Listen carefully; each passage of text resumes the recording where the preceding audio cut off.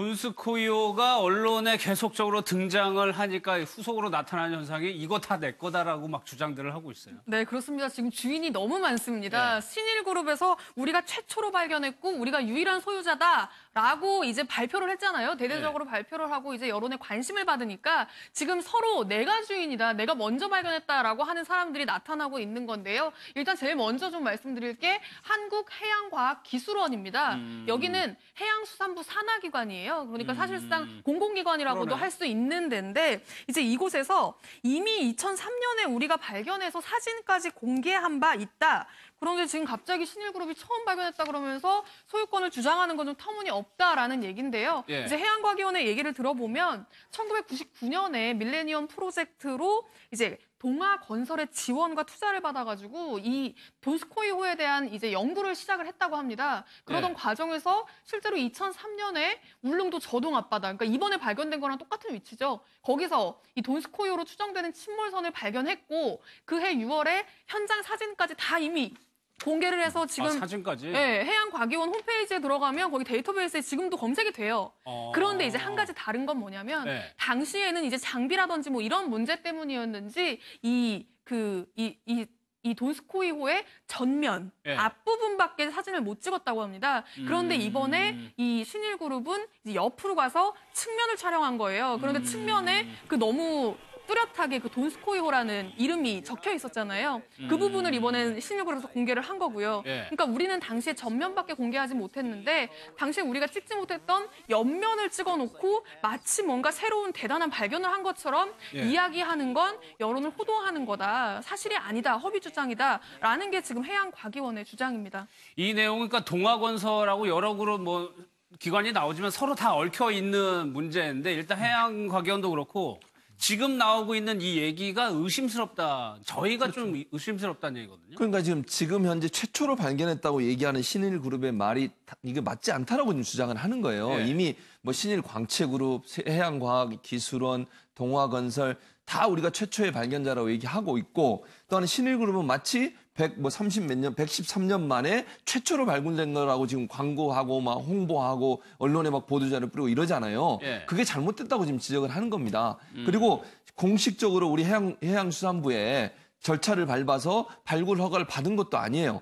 그런 상황에서 본인들이 소유권을 가지고 있는 것처럼 인정하고 얘기하는 것 자체에 대해서 불만을 제기하고 있는 것이고 지금 이제 해양과학기술원에서 뭐라고까지 얘기하냐면 신일그룹이 원래 그러니까 해양과학기술원에서 처음 발굴했다고 지금 얘기를 하고 있잖아요. 본인들이 발굴할 때 함께 거기에 참여했던 해양 전문가, 해군 출신 거기 들어가서 직접 그걸 찍기도 하고 발굴에 직접 참여했던 사람을 데리고 가가지고 좌표를 알고 있잖아요. 그 사람 이미 그전에 해양과학기술원에서 함께 참여해서 일을 했기 때문에 해군 출신 전문가가 어디 있는 줄 알고 있는 사람 데려가서 며칠 만에 그 좌표 들어가서 좀 더 선명한 사진 찍어와가지고 마치 자기들이 처음 발견한처럼 얘기하는 것. 여기에도 지금 불만을 제기하는 거예요. 동아건설도 마찬가지 개념이고. 그러니까 신일그룹이 최초로 이걸 발굴했다고 얘기하는 것에 대한 불만이 결국 이런 여러 지금 자기들이 최초로 발견했다고 하는 왜냐하면 이게 이제 문제는 소유권이 문제가 되는 거 아니겠습니까? 그리고 지금 그 동아건설 같은 경우 뭐라고까지 주장을 하고 있냐면 이게 100년, 그러니까 가라앉은 지 100년 이전에 그러니까 발견을 하게 되면 소유권이 러시아와 또 분쟁이 생기나 봐요. 그러니까 그 당시에는 100년이 지나지 않았기 때문에 그걸 밝히지 않고 있다가 나중에 밝힌 건데 지금 와서 113년이 됐다라고 해서 새로 발견한 것처럼 얘기해서 소유권을 주장하는 것 자체가 잘못됐다. 지금 이렇게 주장을 하고 있는 것이죠. 그러니까 최초 발견에 대한 논란을 떠나가지고 손석희 또 다른 기업에서는 뭐라고 얘기하면 이거 홍보해가지고 투자를 받고 있는데 거기에서 뭔가가 사고가 날 수도 있다는 얘기거든요. 네, 그렇습니다. 그래서 금감원도 경고를 했죠. 투자할 때 신중하게 해라라고 하는 이야기를 했고요. 그리고 또 금감원에서도 이 일련의 사태에 대해서 좀 조사를 할 계획이라고 합니다. 그 이유가 바로 주식도 관련되어 있고요. 또 가상화폐도 관련되어 있고 또 그동안 이 보물성 관련된 사업에 뛰어들었던 그런 여러 사람들이 다 실패했거든요. 그렇죠. 또 그 과정에서 애꿎은 그런 투자자 그리고 소액을 투자했던 그런 그 서민들만 굉장히 큰 피해를 입었기 때문에 이번에도 혹시 그런 거 아니냐라고 하는 그런 그 의심을 가질 수밖에 없어요. 게다가 어제도 또 해프닝이 있었는데 이 관련자들이 이제 그 대주주라고 홍보를 했지만 사실은 또 해당 회사의 대주주도 아직 아니거든요. 그런데 그 회사가 이제 주가가 어제 하루만 해도 크게 출렁였고요. 그랬죠. 오늘도 그랬거든요. 오늘도 이제 지금 하락세에 있는데 오늘만 해도 20%가 어제 종가 기준으로 떨어졌어요. 이런 걸 볼 때 누군가 의도를 가지고 지금 이 보물선 사업을 활용하는 거 아니냐, 악용하는 거 아니냐라고 하는 의심을 상당히 많은 분들이 갖고 있습니다. 예, 그 부분을 유념해 두고 이 사안은 보셔야 되는 건데 그 신일그룹이라는 그룹 자체도 거기에도 약간 의심의 눈초리를 보낸 사람들이 있더라고요. 그러니까 이 회사가 어떤 회사인지에 대해서 이제 가장 궁금해하실 텐데 저는 이제 그냥 저는 이제 전혀 몰랐으니까 저는 이제 그 원래 해운업을 해오던 어떤 회사라고 생각을 했습니다. 그런데 이제 취재하는 과정에서 확인을 해보니까 이제 설립된 지 50일밖에 안 된 신생회사예요.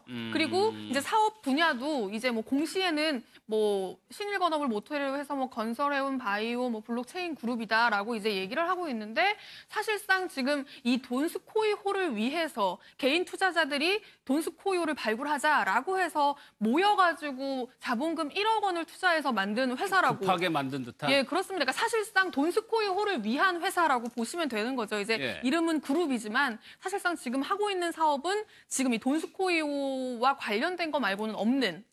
이제 사실상 이제 그런 회사인데 이제 그렇다 보니까 뭔가 이렇게 실체가 있는 회사가 아니라 어느 순간 사라질 수도 있는 이 돈스코이호 이슈가 사라지게 되면 사실상 뭔가 사업을 계속 진행할 수 없는 회사라고도 판단이 될 수 있기 때문에 이제 그런 부분에서 조금 이제 우려하는 시선도 있는 것 같습니다. 근데 뭐 그 부분에 대해서는 사실 좀 기울 수도 있고요. 좀 이제 어떻게 진행을 해 가는지를 좀 지켜보면서 좀 판단을 해야 될 것 같습니다. 일단 기자회견 날짜를 뭐 공개를 했기 때문에. 네, 그렇습니다. 그런데 김남국 선생님, 그러면 러시아에서 지금 외신들도 굉장히 관심 많기 때문에 러시아에서는 어떻게 보느냐 반문을 하고 있어요. 왜 금을 배로 옮기겠느냐라고 얘기를 하고 있거든요. 이 전문가들이 전부 다 부인을 하고 있는데요. 일단은 신일그룹에서 150조 원 상당의 금괴가 있다라고 주장하는 근거를 먼저 좀 살펴볼 필요가 있는데요. 당시에 이제 러시아 해군 준장이 뭐 스시마 협전이라고 하는 그 해전에 대한 기록을 남겼다라고 이렇게 이야기를 하면서 그 기록 속에 내용이 나온다라고 주장을 하고 있는 겁니다. 그런데 이제 모스크바에서 역사학을 전공했다라고 하는 뭐 러시아의 여러 박사들은 그러한 전쟁 기록 자체가 없다. 그런 사료 자체가 없다라고 이야기를 하고 있고요. 그다음에 만약에 전쟁에 참전을 했다라고 한다면 참전한 사람들에 대한 이름을 다 명단을 가지고 있는데 지금 신일그룹에서 주장을 하고 있는 중장의 이름은 전혀 없다라고 또 주장을 하고 있는 겁니다.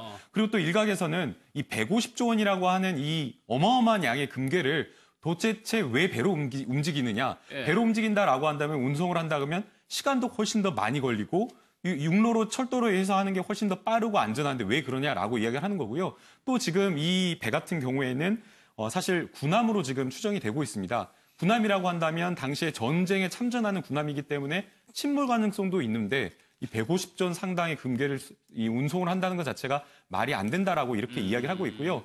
또 150조 원의 이 금괴 규모를 이 당시 이제 시가 기준으로 이렇게 계산을 해보면 거의 뭐 14,000톤 이상의 그 규모라고 합니다. 무게라고 합니다. 그런데 이 돈 보스코는 6,400톤 규모의 배밖에 되지 않기 때문에 도저히 실을 수 없는 그런 금이기 때문에 사실상 이 주장 자체가 과연 믿을 수 있는 거냐 이런 근본적인 의문부터 좀 제기가 되고 있습니다. 그럼 100년이 넘게 지금 심해에 있었기 때문에 끌어올릴 수 있느냐도 좀 의심스러운 상황입니다.